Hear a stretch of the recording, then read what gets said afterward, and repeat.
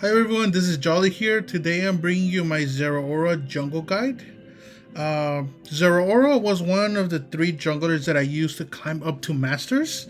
And I find him to be a good counter against things like Cinderace and Greninja specifically. So the higher you climb, you're going to most likely find Greninjas and Cinderaces as your opponent's junglers. So Zeraora is a really good counter. His discharge is just really strong. But yeah, let's go ahead and look at like the moves that I choose to build on Zeraora.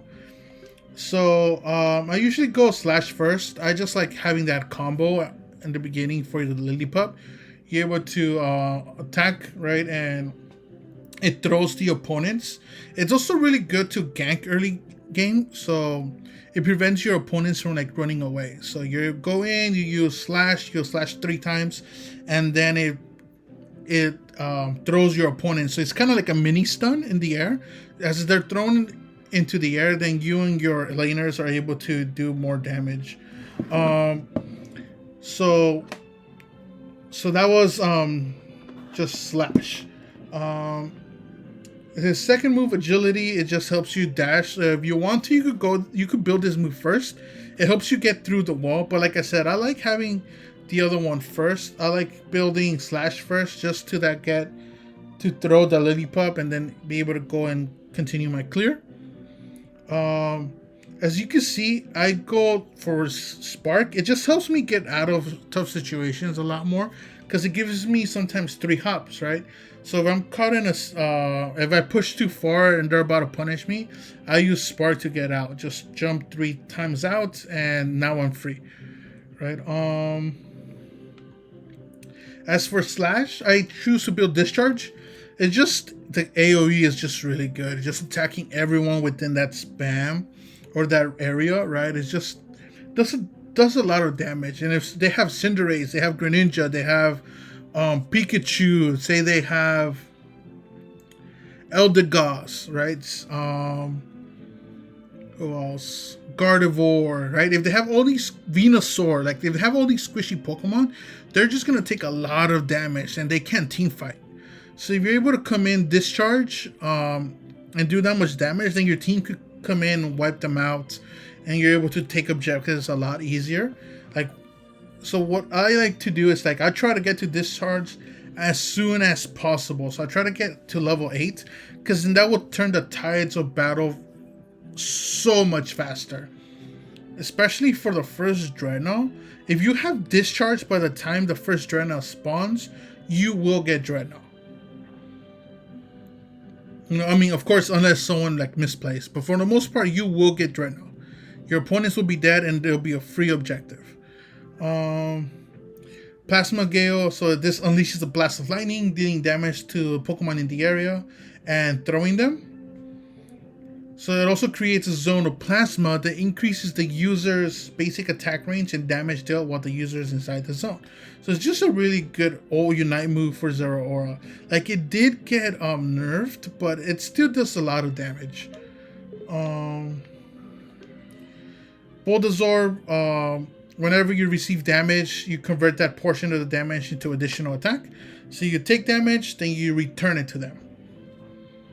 Right, basic attacks is it becomes boosted with every third attack, and it deals increased damage when it hits. This also paralyzes opposing Pokemon and restores your HP. So that's really good. It's a really good basic attack ability that helps you stun. It's like a form of CC. So those are my move choices for Zeraora. Just build Discharge and build Spark. Some people do opt to build Volt Switch to get in and get out, but I find Spark a lot more useful. As for your items, or what items to choose, what I like building on my Zeraora is the following. I use Muscle Band in almost all my Pokemon and Buddy Barrier. So, and these are 2 essential items that you should probably use on all your Pokemon. I use Floatstone, not for the move speed, but for the extra attack. So that could come in clutch sometimes. But if you don't want to use Floatstone, I recommend this other item. These 3 items are the best items in the game right now. they just provide so much for you, and especially as you get closer to master, it helps you restore health. It gives you defense, special defense. It gets you out of those like tough situations. Buddy Barrier provides a shield for you and an ally, so that's really good. And it also provides 400 HP. And Muscle Band gives you attack and attack speed. Some other item that you could also build on Zeraora is Scope Lens. If you want to have crit, you want to use your crits or your critical hit damage. If you notice, this is everything that these three items provide. But I definitely like to use Floatstone for the extra damage. So I get a 27 attack. If you want to build more damage too that will scale, you could build attack weights and get 9 extra attack every time that you score. And I think it's kept like around 6. It could have stacked 6 times. But yeah, I kind of like this build most of the time. This build, yes. This build is the best build to use. But like I said, if you want to climb like low elo, then you can use Flowstone for that extra attack. But as you get closer to higher elo, you definitely want to use your Focus Band. But yeah, hopefully you found this Zeraora Jungle Guide useful. If you can, please like, comment, subscribe. Everything helps the channel. It just helps me provide more content for you.